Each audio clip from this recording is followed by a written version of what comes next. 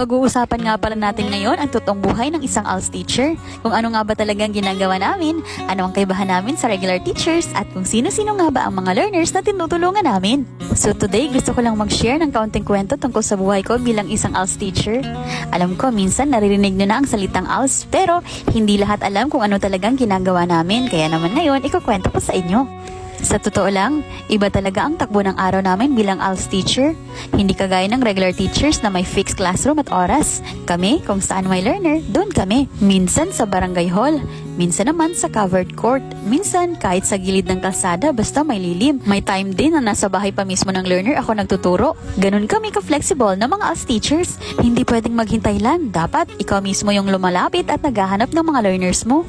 Ang isa pang kaibahan namin halo-halo ang mga learners namin from elementary to high school na. Meron kaming 16 years old, may 30, may 50 at may 60 pataas pa. May mga estudyante kaming tumigil dahil sa trabaho. May mga nanay na gustong balikan ng pag-aaral.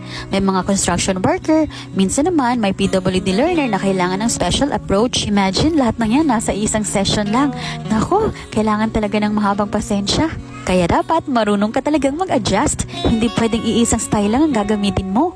Alam mo yung feeling na may mga learner kang pagod sa trabaho pero pupunta pa rin para sa klase ninyo.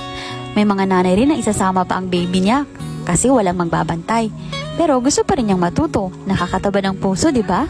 Kung iisipin mo, mas malawak talaga yung trabaho namin kaysa pagtuturo lang.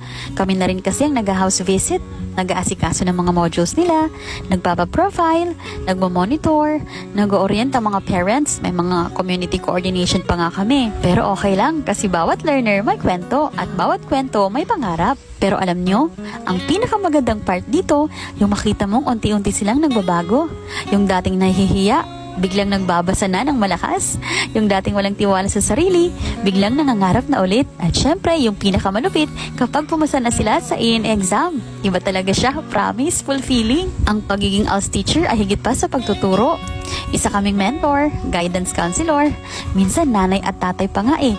Minsan naman kailangan mo lang maging kaibigan na makinig sa mga kwento nila sa buhay. May mga learners kaming hindi nakapagtapos ng elementary o high school dahil sa kakulangan sa pera, may family problems o kailangan magtrabaho. May mga magulang din o mga adults na gustong balikan lang ang pag-aaral para magkaroon ng mas magandang trabaho o simpleng pangarap nilang makapagtapos. Meron din kaming mga working student na mahirap makapag full-time schooling kaya mas tugma talaga ang flexible na schedule namin sa ALS. May mga learners din kaming persons with special needs, may physical, hearing o other disabilities na nangangailangan ng individualized approach. May mga indigenous peoples din kami, returning learners at iba pang marginalized sectors na hindi madaling makapasok sa formal school system kaya binibigyan natin ng alternative pathways. So ayun na nga guys, kaunting pasilip pa lang yan sa buhay namin bilang isang ALS teacher.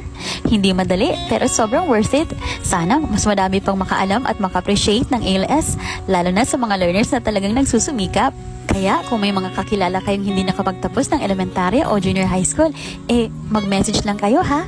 Tulungan natin silang makapagtapos rin ng kanilang pag-aaral. Salamat sa panonood. Hanggang sa muli. Paalam!